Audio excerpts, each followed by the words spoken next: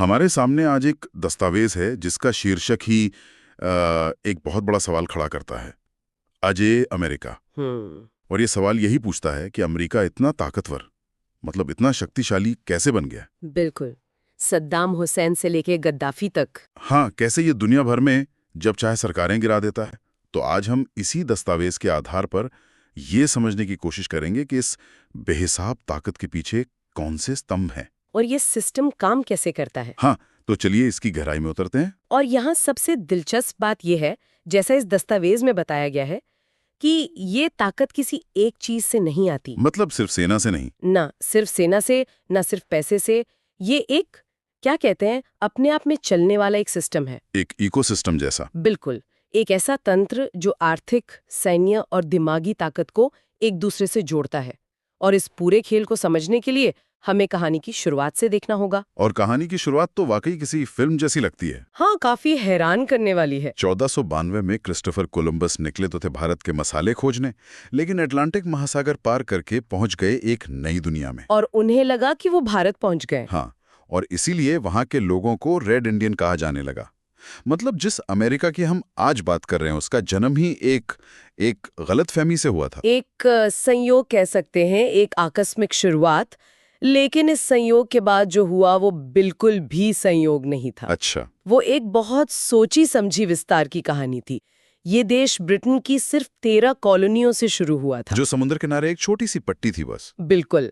लेकिन फिर उन्होंने हर तरीका अपनाया, साम दाम दंड भेद। दस्तावेज में कुछ बड़े उदाहरण हैं, जैसे 1803 में उन्होंने फ्रांस से लुइसियाना खरीदा। और ये कोई छोटा मोटा जमीन का टुकड़ा नहीं था। नहीं, इसने अमेरिका का आकार लगभग दोगुना कर दिया। लेकिन खरीदना एक बात है, दस्तावेज में क्या इस बात का भी जिक्र है कि उन्होंने बल का भी प्रयोग किया? यही तो उनकी रणनीति का हिस्सा था। दस्तावेज साफ बताता है कि 1848 में उन्होंने मेक्सिको के साथ युद्ध किया और कैलिफोर्निया और टेक्सास जैसे बड़े और संसाधनों से भरे राज्यों को जीत लिया। और फिर रूस से अलास्का भी खरीदा। हाँ, 1867 में, जो आज रणनीतिक तौर पर बेहद अहम है। तो आप देख सकते हैं कि तरीका चाहे जो भी हो, लक्ष्य एक ही था, विस्तार। 13 राज्यों से 50 राज्यों तक का सफर। बिल्कुल। ये मानसिकता उनकी नींव में है। और यहाँ से कहानी एक नया मोड़ लेती है। दस्तावेज में एक बड़ी दिलचस्प बात कही गई है। जब यूरोप लड़ रहा था तब अमेरिका बढ़ रहा था। पहले विश्व युद्ध में अमेरिका ने बहुत बाद में हिस्सा लिया। जब यूरोप के देश एक दूसरे को तबाह कर रहे थे, तब अमेरिका उन्हें हथियार और पैसा सप्लाई कर रहा था। एक तरह से युद्ध से मुनाफा कमा रहा था। हाँ, और इसका असर जबरदस्त हुआ। अमेरिकी शेयर बाजार 44 महीनों तक लगातार चढ़ता रहा। वो आर्थिक रूप से एक बड़ी ताकत बन गया। लेकिन दूसरे विश्व युद्ध ने तो उसे सच में अजेय बना दिया। कैसे? उस युद्ध ने 2 बड़े काम किए। पहला, इसने यूरोप से भाग रहे सबसे बेहतरीन दिमागों को अमेरिका की ओर खींच लिया। आइंस्टीन का उदाहरण है इसमें। हाँ, जो नाजी जर्मनी से भागकर अमेरिका आए। सोचिए, उस दौर के सबसे बड़े वैज्ञानिक आपके देश में आकर काम कर रहे हैं। और दूसरा काम? परमाणु बम। परमाणु बम। हिरोशिमा और नागासाकी पर बम गिराने के बाद दुनिया ने एक ऐसी सैन्य और तकनीकी ताकत देखी जिसकी किसी ने कल्पना भी नहीं की थी। और एक झटके में अमेरिका ने दुनिया पर अपना दबदबा कायम कर लिया। बिल्कुल। यहीं से अमेरिका सही मायनों में एक महाशक्ति बना। लेकिन अब सवाल ये था कि इस ताकत को हमेशा के लिए बनाए कैसे रखा जाए। और यहीं से उन स्तंभों की कहानी शुरू होती है जिस पर यह पूरा सिस्टम टिका है। और शायद सबसे बड़ा और सबसे जरूरी स्तंभ है पैसा। भी दुनिया का ऑपरेटिंग सिस्टम बना दिया। वो कहानी अपने आप में कमाल की है। सही कहा। इसकी जड़ें 1944 के ब्रेटन वुड्स समझौते में हैं। Bretton Woods. हाँ, इसे ऐसे समझिए कि दूसरे विश्व युद्ध के बाद तबाह हो चुकी दुनिया के 44 देश एक कमरे में बैठे और उन्होंने फैसला किया कि अब से हम सब एक ही करेंसी में अंतर्राष्ट्रीय व्यापार करेंगे, ताकि स्थिरता बनी रहे। हाँ, और वो करेंसी होगी अमेरिकी डॉलर। लेकिन एक मिनट, दुनिया अमेरिकी डॉलर पर भरोसा क्यों करती? किसी भी कागज के नोट पर कोई क्यों भरोसा करेगा? बहुत अच्छा सवाल है। और यहीं पर अमेरिका ने अपना मास्टर स्ट्रोक चला। उन्होंने कहा, हमारा हर डॉलर सोने से जुड़ा है। अच्छा। आपके पास जितने डॉलर हैं, आप जब चाहें उन्हें हमें देकर उतना सोना ले सकते हैं। और उस वक्त दुनिया का सबसे ज्यादा सोने का भंडार अमेरिका के पास था। तो ये एक तरह की वैश्विक गारंटी थी। बिल्कुल, जिसने डॉलर को सोने जितना ही अच्छा बना दिया। और इसी के साथ उन्होंने 2 और संस्थाएं बनाई, विश्व बैंक और IMF। वर्ल्ड बैंक और इंटरनेशनल मॉनेटरी फंड। हाँ, कागज पर तो इनका मकसद था युद्ध से तबाह हुए देशों की मदद करना, उन्हें लोन देना।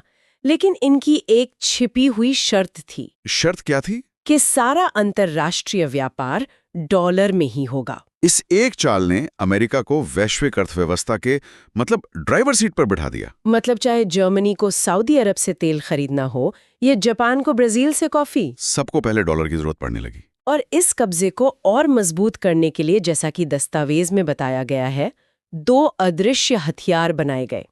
पहला है स्विफ्ट। स्विफ्ट इसे वैश्विक बैंकिंग सिस्टम की पाइपलाइन कह सकते हैं। बिल्कुल सही उपमा है। आज 200 देशों के 11,000 से ज्यादा बैंक एक दूसरे को पैसा भेजने के लिए इसी अमेरिकी नियंत्रित नेटवर्क का इस्तेमाल करते हैं। इसका मतलब कंट्रोल अमेरिका के पास है। हाँ, और अगर वो चाहे तो किसी भी देश के लिए इस पाइपलाइन का नल बंद कर सकता है। उसे वैश्विक अर्थव्यवस्था से पूरी तरह काट सकता है। बिल्कुल। और दूसरा हथियार जो शायद इससे भी बड़ा है, वो है पेट्रोडॉलर सिस्टम। पेट्रोडॉलर, ये क्या है? ये अमेरिका का सबसे बड़ा दांव था। 1970 के दशक में उन्होंने सऊदी अरब और दूसरे तेल उत्पादक देशों के साथ एक समझौता किया। एक डील की। हाँ, एक डील। और समझौता ये था कि दुनिया की सबसे जरूरी चीज, कच्चा तेल, सिर्फ और सिर्फ डॉलर में ही खरीदी और बेची जाएगी। एक मिनट, इसका मतलब तो ये हुआ कि दुनिया की हर कार, हर हवाई जहाज, हर फैक्ट्री जो तेल पर चलती है, वो अनजाने में डॉलर के इस साम्राज्य को और मजबूत कर रही है। क्योंकि तेल खरीदने के लिए आपको पहले डॉलर खरीदने पड़ेंगे, जिससे डॉलर की मांग हमेशा बनी रहती है। ये तो एक अदृश्य शक्ति की तरह है जो हर जगह मौजूद है। आपने बिल्कुल सही पकड़ा। ये एक ऐसा आर्थिक जाल है जिसे तोड़ना बहुत मुश्किल है। लेकिन अगर कोई इसे तोड़ने की कोशिश करे तो क्या होगा? जाहिर है, सिर्फ आर्थिक नियम काफी नहीं होते, उन्हें लागू करवाने के लिए एक ताकत चाहिए। और यहीं पर अमेरिका का दूसरा स्तंभ सामने आता है, उसकी सैन्य शक्ति। चलिए अब दूसरे स्तंभ की बात करते हैं। और यहाँ जो आंकड़े दस्तावेज में दिए गए हैं वे सचमुच दिमाग हिला देने वाले हैं। अमेरिका का रक्षा बजट लगभग $1 ट्रिलियन। मुझे तो ये समझने में भी मुश्किल हो रही है कि ये कितनी बड़ी रकम है। इसकी तुलना ऐसे कीजिए कि अमेरिका के बाद के लगभग 10 देश, चीन, रूस, भारत, जर्मनी, सब मिलाकर जितना अपनी सेना पर खर्च करते हैं, अमेरिका उससे भी ज्यादा अकेले करता है। मतलब दुनिया के कुल रक्षा खर्च का 37% हिस्सा सिर्फ एक देश का है। हाँ, और सिर्फ पैसा नहीं, सैनिकों की संख्या 21 लाख से ज्यादा है। दुनिया में बिकने वाले कुल हथियारों में 43% हिस्सेदारी अमेरिका की है। लेकिन जो बात मुझे सबसे ज्यादा चौंकाती है वो है उनकी वैश्विक पहुंच। दस्तावेज कहता है कि 80 देशों में 750 से ज्यादा अमेरिकी सैन्य अड्डे हैं। सोचिए, इसका मतलब अमेरिका की सेना सिर्फ अमेरिका में नहीं है, वो पूरी दुनिया में फैली हुई है। हर जगह 159 देशों में उसके 1,75,000 सैनिक तैनात हैं। अकेले जापान में 120 अड्डे और 53,000 अमेरिकी सैनिक हैं। ये तो दुनिया का सिपाही होने जैसा है। आप इसे सिपाही कह सकते हैं या कुछ लोग इसे दादागिरी भी कहेंगे। लेकिन दस्तावेज के मुताबिक ये सैन्य पहुंच असल में उसके आर्थिक हितों की गारंटी है। डॉलर का सिस्टम तभी तक काम करता है जब तक सब जानते हैं कि नियमों को तोड़ने का अंजाम क्या हो सकता है। तो ये ताकत उन आर्थिक नियमों के पीछे खड़ी है। बिल्कुल। तो हमारे पास पैसा हो गया, फौज हो गई, अब आता है तीसरा स्तंभ जिसे दस्तावेज ब्रेन ड्रेन या बौद्धिक शक्ति कहता है। हाँ, दुनिया के सबसे होशियार लोगों को अपनी तरफ खींचना। और इसके उदाहरण हर जगह हैं। हर जगह।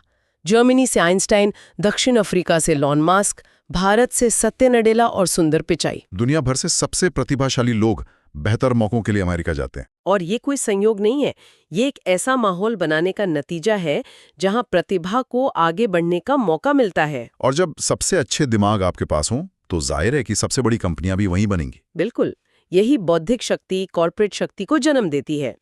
फोर्ब्स 2022 के आंकड़ों के अनुसार दुनिया की शीर्ष 2000 कंपनियों में से 590 अमेरिकी हैं। और अगर आप टॉप 20 को देखें तो उनमें से 11 अमेरिकी हैं। गूगल, एप्पल, माइक्रोसॉफ्ट, अमेज़न, ये कंपनियां आज हमारी जिंदगी को नियंत्रित करती हैं। इन कंपनियों की ताकत के साथ साथ दस्तावेज में व्यक्तिगत संपत्ति का भी जिक्र है।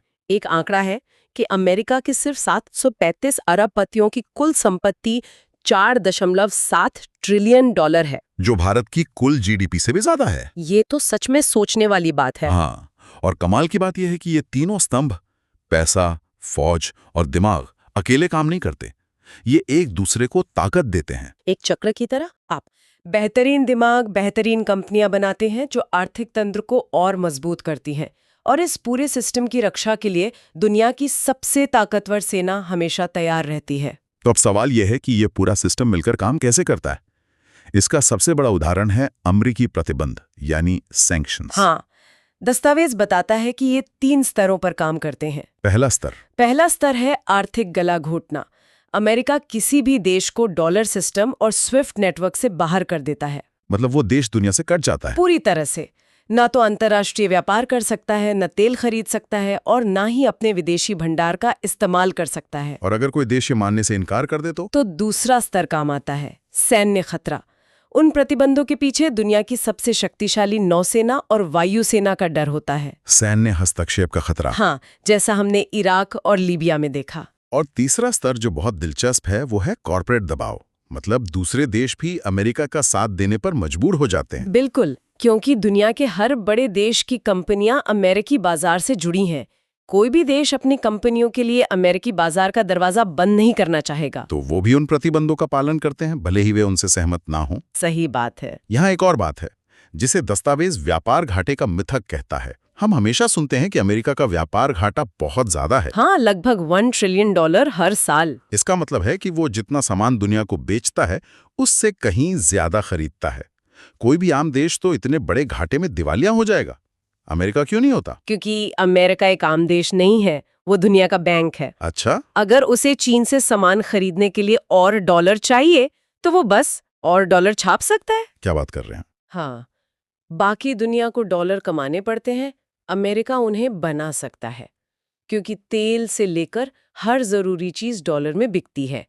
इसलिए उसकी मुद्रा की मांग कभी कम नहीं होती। और इसका एक और पहलू है, जब चीन या जापान जैसे देश मेहनत करके सामान बेचकर डॉलर कमाते हैं तो वे उन अरबों डॉलर का क्या करते हैं? वे उसे सुरक्षित रखने के लिए वापस अमेरिकी सरकार के बॉन्ड्स में ही निवेश कर देते हैं। मतलब पैसा अमेरिका के सिस्टम के अंदर ही घूमता रहता है। हाँ, चीन अमेरिका को सामान बेचता है, डॉलर कमाता है, और फिर वही डॉलर अमेरिका को उधार दे देता है। ये एक अद्भुत चक्र है। दस्तावेज में इसके लिए एक बड़ी दिलचस्प लाइन इस्तेमाल की गई है, आपका पैसा मेरा हथियार। ये सुनने में थोड़ा नाटकीय लगता है, लेकिन ये बिल्कुल सटीक है। कैसे? इसका मतलब ये है कि दुनिया के देश अपनी मेहनत की कमाई को सुरक्षित रखने के लिए अमेरिका के पास रखते हैं, और अमेरिका उसी पैसे का इस्तेमाल अपनी सैन्य और वैश्विक ताकत को और बढ़ाने के लिए करता है। और अगर कोई देश अमेरिकी हितों के खिलाफ जाता है तो अमेरिका उसकी उसी संपत्ति को जब्त कर सकता है, जैसा उसने रूस के विदेशी मुद्रा भंडार को फ्रीज करके किया, या अफगानिस्तान और वेनेजुएला के साथ किया। बिल्कुल। तो जब सद्दाम हुसैन या गद्दाफी जैसे नेताओं ने डॉलर की जगह किसी और मुद्रा में तेल बेचने की बात की तो वे सिर्फ एक आर्थिक नियम नहीं तोड़ रहे थे, वे इस पूरे सिस्टम की नींव पर हमला कर रहे थे। और दस्तावेज यही दिखाता है कि इस सिस्टम को चुनौती देने वालों को गंभीर परिणाम भुगतने पड़े। यह दुनिया के लिए एक साफ संदेश था। हाँ, कि इस व्यवस्था को चुनौती देना बर्दाश्त नहीं किया जाएगा। तो कुल मिलाकर यह दस्तावेज अमेरिका की ताकत का एक ढांचा हमारे सामने रखता है। ये कोई एक चीज नहीं बल्कि एक आत्मनिर्भर मशीन है। इसकी शुरुआत विस्तारवादी मानसिकता से हुई, जिसे ताकत मिली एक ऐसे आर्थिक नियंत्रण से जिसने डॉलर को दुनिया का राजा बना दिया।